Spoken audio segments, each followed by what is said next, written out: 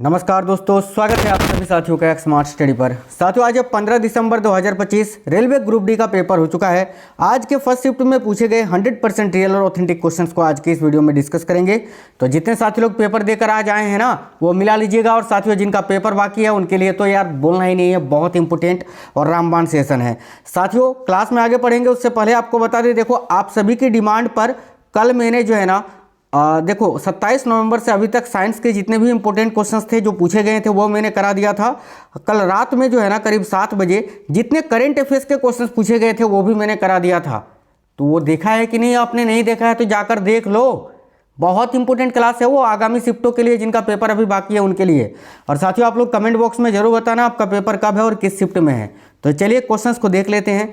जैसे कि एक क्वेश्चन था, यदि बल यानी फोर्स है ना, बल आपका दिया हुआ है साथियों 5 न्यूटन और विस्थापन यानी डी का मान यहाँ पर जो है ना 5 मीटर हुआ है, विस्थापन 5 मीटर हुआ है, तो किया गया कार्य क्या होगा? तो भाई देखो, किया गया कार्य जो होता है ना F इंटू डी होता है।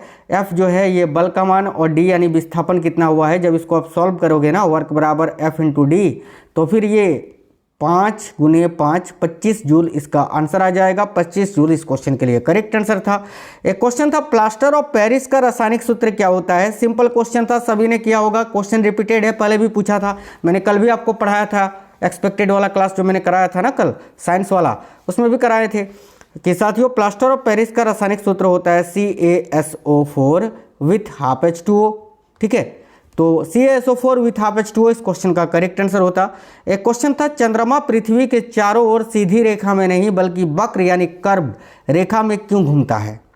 ठीक है, देखिए इसका ऑप्शन तो नहीं मिल पाया है, हालांकि मैं आपको बता देता हूं। पृथ्वी का गुरुत्वाकर्षण बल उसे लगातार अपनी ओर खींचता है, ठीक है, अभिकेंद्री बल के कारण, जिसे चंद्रमा का अपनी तेज गति यानी जड़त्व के कारण वह सीधा आगे की ओर जाने की कोशिश करता है। और इन दोनों बलों यानी खींचने और आगे बढ़ने के संतुलन के कारण वह पृथ्वी से टकराए बिना लगातार उसके चारों ओर एक वृत्ताकार पथ में परिक्रमा करता है। तो इसका ऑप्शन इसके अनुसार जो भी आपको दिया हुआ था वो आपको चुनना था। एक क्वेश्चन था, अम्ल और क्षारक के बीच होने वाली रासायनिक अभिक्रिया को क्या कहते हैं? तो भाई इसका करेक्ट आंसर होता ऊष्माक्षेपी अभिक्रिया। ऊष्माक्षेपी अभिक्रिया इस क्वेश्चन के लिए आपका करेक्ट आंसर हो जाता। साथियों, उदासीनीकरण अभिक्रिया अगर ऑप्शन में था तो वही हो जाता, लेकिन उदासीनीकरण नहीं, ऊष्माक्षेपी अभिक्रिया दिया हुआ था जो कि आपका करेक्ट आंसर हो जाता। दाब का ऐसा मात्रक पहले भी पूछ चुका था, मैंने कल बताया था, देखो आज ही आ गया है। दाब का ऐसा मात्रक क्या होता है साथियों? पास्कल होता है। आगे देखिए, क्वेश्चन था, निम्नलिखित में से कौन सा यौन संचारित रोग बैक्टीरिया के कारण होता है? ये क्वेश्चन भी पहले पूछ चुका है और फिर से आपका आज रिपीट हुआ था। अब देखिए साथियों, जितने साथियों का पेपर नहीं हुआ है आप लोग कमेंट बॉक्स में जरूर बताइएगा आपका पेपर कब हुआ और किस शिफ्ट में हुआ। जितने मैंने एक्सपेक्टेड क्लासेस करा दिए हैं ना, सारे क्वेश्चंस वहीं से आ रहे हैं। आप लोग जरूर देखिए, उनको रिविजन करिए। देखो तो साथियों, देखिए बैक्टीरिया के कारण होने वाले जो यौन संचारित रोग है, तो ये दो तो इम्पोर्टेंट है, एक आपका गोनोरिया और एक आपका सिफिलिस, जो कि एनसीईआरटी में भी आपको दिया गया है। तो एक ऑप्शन में आज आपको गोनोरिया और सिफिलिस दोनों दिया हुआ था, तो यही आपका करेक्ट आंसर हो जाता। ये नाम भी याद रखना, क्लेमाइडिया। ठीक है, ये तीनों जो है ना साथियों बैक्टीरिया के कारण होने वाला यौन संचारित रोग है। वायरस के कारण क्या होता है आप सभी को पता है, एड्स होता है। ठीक है, आगे देखिए, एक था मिश्रित कृषि क्या होती है? तो मिश्रित कृषि ये आसानी से आप कर सकते थे ऑप्शन के अनुसार। मिश्रित कृषि की बात करें तो एक ऐसी कृषि प्रणाली है जिसमें किसान एक ही खेत या भूमि पर फसल उगाने के साथ साथ पशुपालन जैसे कि गाय, भैंस, भेड़, बकरी, मुर्गी पालन भी करते हैं। देखिए आगे क्वेश्चन था, श्वेत प्रकाश प्रिज्म से होकर गुजरने के बाद विचलित क्यों हो जाता है? तो साथियों, अगर एक लाइन में आंसर आपका पूछा था तो डिस्पर्जन ऑफ लाइट हो जाता, प्रकाश का वर्ण विक्षेपण या प्रकाश का विवर्तन आपको ऑप्शन में दिया होगा। और अगर देखो क्यों होता है पूछा था, देखो इसके बारे में बता दे। यह 7 रंगों जो कि VIVGYOR का मिश्रण होता है और प्रिज्म के पदार्थ का अपवर्तनांक हर रंग के तरंगदैर्घ्य यानी वेवलेंथ के लिए अलग अलग होता है, जिससे प्रत्येक रंग अलग अलग कोण पर मुड़ता है और अलग अलग होकर निकलता है। इस घटना को ही प्रकाश का वर्ण विक्षेपण यानी डिस्पर्जन ऑफ लाइट कहते हैं। आगे देखिए, क्वेश्चन था, लावा अवस्था के कारण मेंढक किस प्रक्रिया द्वारा जवान यानी एडल्ट है ना, एडल्ट बनता है? तो भाई लावा अवस्था के कारण मेंढक किस प्रक्रिया द्वारा, देखिए मेढक का जो लावा होता है उसको टेडपॉल के नाम से जानते हैं, याद रखना टेडपॉल, ठीक है। और जब ये जवान बनता है तो किस प्रक्रिया द्वारा, कायांतरण के द्वारा। ये बहुत ही अच्छा क्वेश्चन था, याद रखना कायांतरण, ठीक है। आगे देखिए क्वेश्चन था जाइलम में कौन सा उत्तक सहायक होता है, तो ये ऑप्शन के अनुसार बनाना था, मुझे तो ऑप्शन नहीं मिल पाए। देखो जाइलम के मुख्य 4 प्रकार के, जाइलम में मुख्य 4 प्रकार के उत्तक होते हैं। कौन कौन सा, एक होता है वाहिनिका, ठीक है, एक वाहिनिका होता है, एक वाहिकाई होता है, एक जाइलम फाइबर होता है और एक जाइलम पेरेनकाइमा होता है। इनमें से जो भी आपको ऑप्शन में दिया हुआ था वही आपका करेक्ट आंसर हो जाता।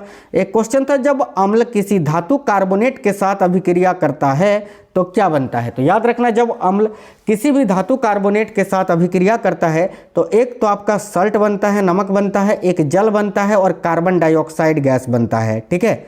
आगे देखिए क्वेश्चन था फ्यूज को घरों में विद्युत परिपथ में कैसे जोड़ा जाता है, तो हम घरों में जो फ्यूज लगाते हैं ना उसको परिपथ में कैसे जोड़ा जाता है, तो साथियों उसको जो है ना सीरीज में जोड़ा जाता है, सीरीज में यानी श्रेणी क्रम में जोड़ा जाता है। तो इस क्वेश्चन के लिए आपका करेक्ट आंसर जो है ना वो आपका श्रेणी क्रम हो जाता साथियों, ठीक है। देखिए वीडियो को आप लोग लाइक जरूर करा करिएगा साथियों। ये 100% रियल और ऑथेंटिक क्वेश्चन हैं आज के। क्वेश्चन था अयस्कों से धातुओं को शुद्ध रूप से प्राप्त करने की प्रक्रिया को क्या कहते हैं, ये भी क्वेश्चन पहले पूछ चुका था, आज फिर से रिपीट हुआ था। करेक्ट आंसर हो जाता धातु कर्म, ठीक है।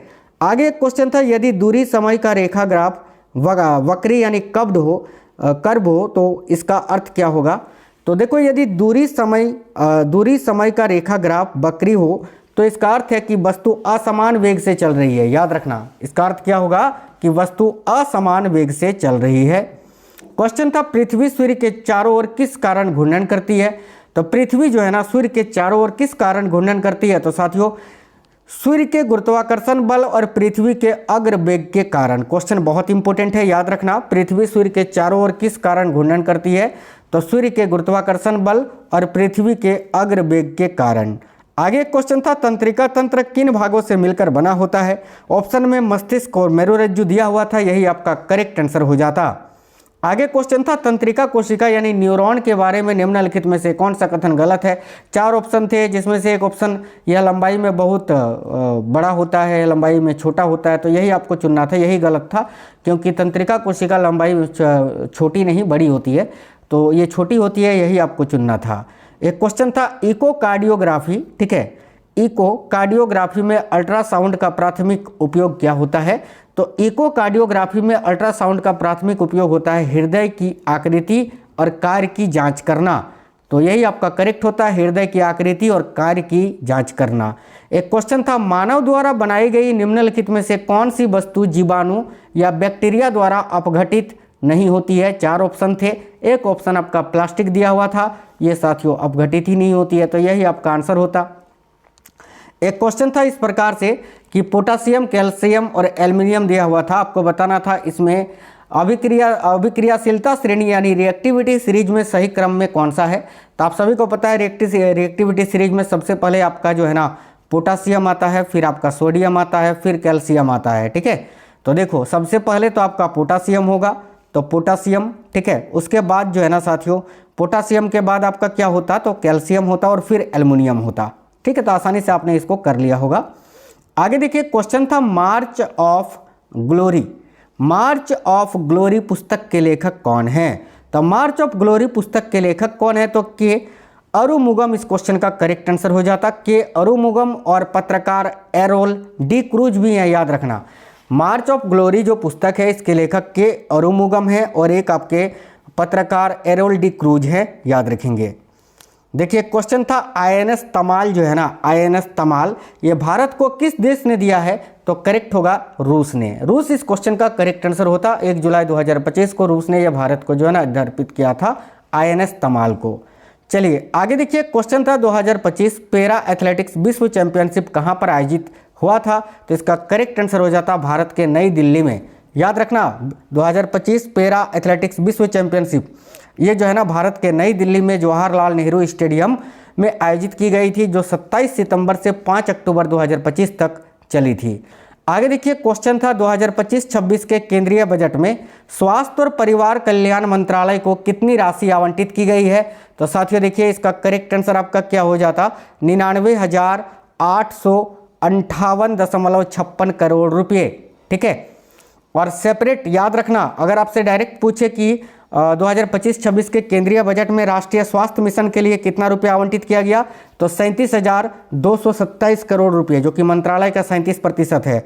इसके अलावा आयुष्मान भारत योजना के लिए जो है ना 9,406 करोड़ रुपये जो है आवंटित किए गए। इसके अलावा चिकित्सा संस्थान एम्स आदि को जो है ना 20,000 करोड़ रुपया आवंटित किया गया है। और स्वास्थ्य अनुसंधान विभाग को 3,901 करोड़ रुपया आवंटित किया गया है। ओवरऑल पूछा था तो 99,858.56 करोड़ रुपया करेक्ट आंसर होता।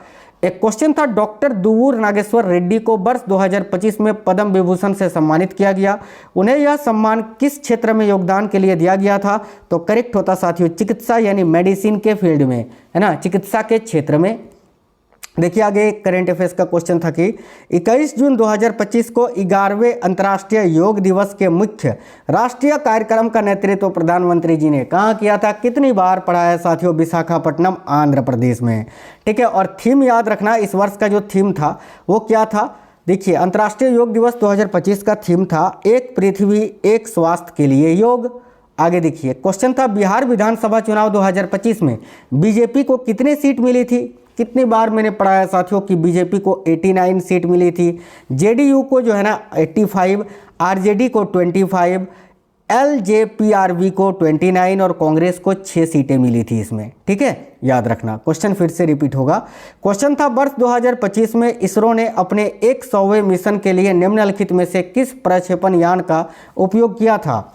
तो वर्ष 2025 में इसरो ने अपने 100वें मिशन के लिए निम्नलिखित में से किस प्रक्षेपण यान का उपयोग किया था। इसका करेक्ट आंसर आपका GSLV F-15 करेक्ट आंसर हो जाता। GSLV F-15 करेक्ट आंसर हो जाता साथियों। देखिए जिसने 29 जनवरी 2025 को NVS-02 नेविगेशन उपग्रह को, NVS आने वाले शिफ्टों में पूछा जा सकता है कि किस उपग्रह को प्रक्षेपित किया था, तो NVS-02 नेविगेशन उपग्रह को सफलतापूर्वक लॉन्च किया था। क्वेश्चन था, चीन ने अपना नया के वीजा किस क्षेत्र के लिए शुरू किया है। तो भाई चीन ने अपना नया के वीजा जो है ना किस क्षेत्र के लिए शुरू किया है, तो इसका करेक्ट होता विज्ञान, प्रौद्योगिकी, इंजीनियरिंग और गणित के क्षेत्र में, ठीक है। आगे देखिए क्वेश्चन था, विवादों में रहा कांचा गाचीबोवली वन क्षेत्र का कुल क्षेत्रफल लगभग कितना है, तो याद रखना लगभग 400 एकड़। और साथियों ये जो कांचा गालीबोवली वन क्षेत्र है ये तेलंगाना के हैदराबाद में स्थित है, याद रखिएगा। एक क्वेश्चन था, वर्ष 2025-26 में, ठीक है, वर्ष 2025-26 में भारत सरकार के राजस्व प्राप्तियां लगभग कितनी है, तो इसका राइट आंसर होता है 34.96 लाख करोड़ रुपए।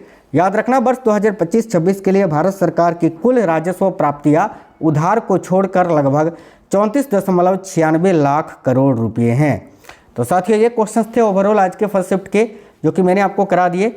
जरूर ध्यान दीजिएगा, रात में बहुत ही इंपॉर्टेंट करेंट अफेयर्स का क्लास आएगा, उसको जरूर से जरूर देखना है आपको साथियों। आगामी शिफ्टों के लिए मोस्ट एक्सपेक्टेड क्लास लेकर आने वाले हैं करेंट अफेयर्स का, उसको देखना ही है। और इससे पहले जितनी क्लासेस आपको करवा दिए हैं करेंट अफेयर्स का, जरूर देखिए। कल जो मैंने कराया है ना करेंट अफेयर्स वाला, जो 1 घंटे 4 मिनट का शायद वीडियो है, होगा ही यार, क्योंकि करीब 400 क्वेश्चन है उसमें। वो क्वेश्चन जो रेलवे ने अब तक पूछे हैं सारे मैंने एक ही वीडियो में करा दिया है। उसी तरह साइंस का भी एक क्लास है 40-45 मिनट का, जिसमें सारे वो इंपॉर्टेंट साइंस के क्वेश्चन जो रेलवे ने अब तक पूछे वो करा दिए हैं, जाकर देख लेना जिनका पेपर बाकी है अभी। चलिए तो मिलते हैं आपसे नेक्स्ट वीडियो में। जय हिंद साथियों, वंदे मातरम।